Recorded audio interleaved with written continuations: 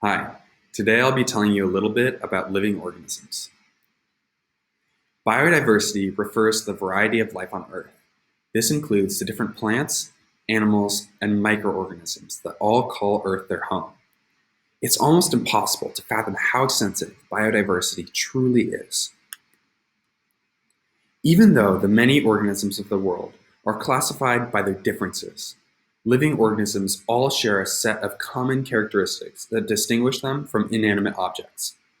For example, while prokaryotes may only have one cell and humans have 37.2 trillion cells, all living organisms are composed of one or more cells. Moreover, all living organisms store genetic information using the same molecules, DNA and RNA. This type of genetic information allows for reproduction. Living organisms engage in similar processes as one another. For example, all living organisms grow, meaning they produce more or larger cells over time. All organisms regulate their internal environment in a process called homeostasis. For humans, homeostasis involves maintaining constant body heat, while for bacteria, homeostasis could refer to the maintaining of a constant pH level. In addition to this, all organisms share common levels of organization. The smallest unit of matter is the atom. Next are molecules, which are groups of atoms bonded together. The smallest level of organization of organisms are cells. Many organisms are unicellular, however, multicellular organisms, such as humans, are made of cells that all work together to achieve the same goals. Organs are the next level of organization below the organism. They consist of groups of two or more tissues organized together to perform specific functions. They are the body's well-known structures, like the heart, lungs, liver, and brain. Most advanced animals are composed of organs that are responsible for life-sustaining functions. Tissues, which are what organs are made of, are groups of similar, specialized cells that carry out specific sets of functions. In animals, there are four main types of tissues: muscle, epithelial, connective, and nervous tissues. In plants, however, there are three: vascular, ground, and epidermal tissues. Cells are the smallest units of life and make up all living organisms. Cells are separated into prokaryotic and eukaryotic cells. Prokaryotes only have one cell and are classified as either bacteria or archaea. Eukaryotes can have one or more cells and are classified as eukarya, which includes animals, plants, protists, and fungi. These cells are larger and more complex than prokaryotic cells. Prokaryotic cells are cells that lack a protective container called the nucleus. Their DNA is free-floating and found in a region called the nucleoid instead. The DNA in prokaryotic cells is organized as a circular chromosome, while the DNA in eukaryotic cells is packaged in linear chromosomes. Eukaryotic cells divide during a process known as mitosis, while prokaryotic cells undergo binary fission when dividing. Organelles are structures unique to eukaryotic cells. Within the cell, organelles are typically separated from each other, and each has a membrane to maintain the conditions best suited for an organelle's individual purpose. Organelles include the nucleus, mitochondria, chloroplasts, and endomembrane system. The nucleus is the dense and rounded housing facility for DNA, present in only eukaryotic cells. It contains all of the genetic information needed by the cell for transcription to reproduce. The nucleus is equally important for the transcription of RNA because it contains the nucleolus, the structure responsible for making ribosomes. Mitochondria are the location of primary energy production and are in every eukaryotic cell. Cellular respiration occurs in the mitochondria.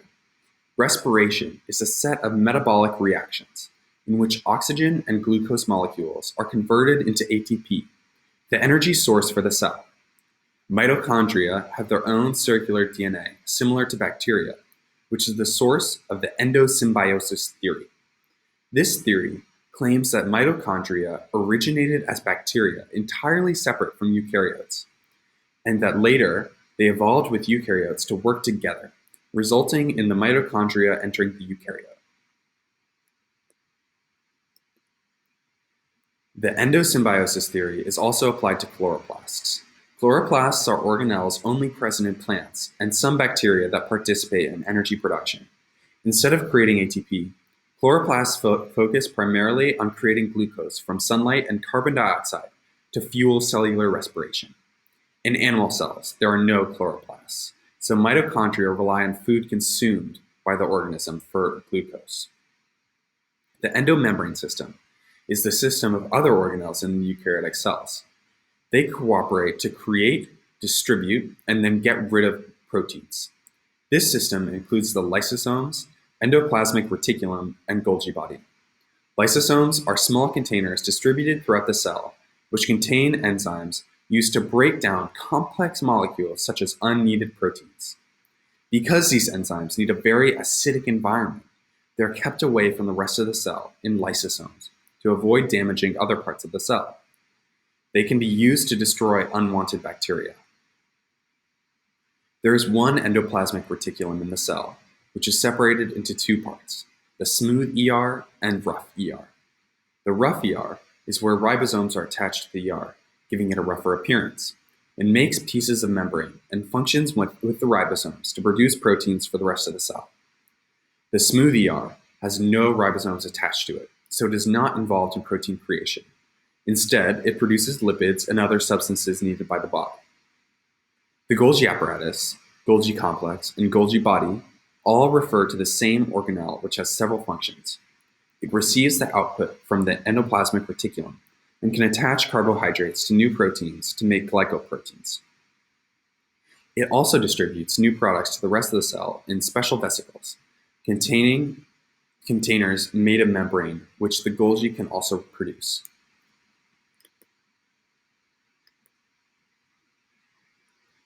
The cytoskeleton is a network of interlinking protein filaments, which provide the cell with structure and internal organization, as well as provide mechanical support for essential functions, such as movement and division. The cytoskeleton is present in both eukaryotes and prokaryotes. Its organized thread-like protein fibers include microtubules, microfilaments such as actin, and intermediate filaments. Microtubules are long cylindrical structures, hollowed in the middle. They exhibit dynamic instability by contracting, expanding, and altering their shape. Microtubules are essential in permitting a cell to possess a fluid shape, and they also encourage the movement of chromosomes throughout the cell. Microfilaments, or actin, exhibit an ability to tighten and release. Actin is also reorganized in a cell during mitosis, allowing for cell division. Intermediate filaments differ from microtubules and actin in that their shape is very permanent. The twisted rope structure of the intermediate filaments acts like a spring in a mattress, which resists the pressure of the person sleeping, or in this case, external stress on the cell. A cell membrane or plasma membrane, consisting of a phospholipid bilayer and arranged in a flexible fluid mosaic model, is a feature common to all cellular life. A phospholipid bilayer consists of two sets of hydrophilic heads and hydrophobic tails. The heads are composed of phosphate groups, which attract water, and tails of fatty acid, which do not. As a result of their amphipathic nature, aka double-sidedness, it is very difficult for polar molecules to pass through.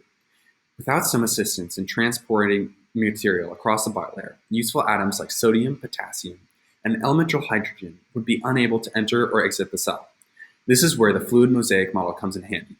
Proteins reside all across the cell membrane, which mediate the transport of chemicals across cellular lines. There are two means by which proteins help to facilitate transport: active and passive transport. Passive transport does not require the cell to commit any energy to the process of transportation. This is achieved through the power of concentration gradients. If there is very little sodium within the cell and very much outside of it, the cell can use the natural tendency of the ion to move across the gradient to an area of lower concentration in order to facilitate passive transport. This requires no energy but still makes use of transporter proteins in the channel and transporter-mediated active transport. Sometimes, however, a cell needs to move a chemical against the gradient, pushing something out or pulling something in. In this case, the cell uses pumps in the form of protein, and uses energy in the form of broken down ATP. These cells and cellular structures are what make up every living thing on Earth, demonstrating just how similar the wide variety of life truly is.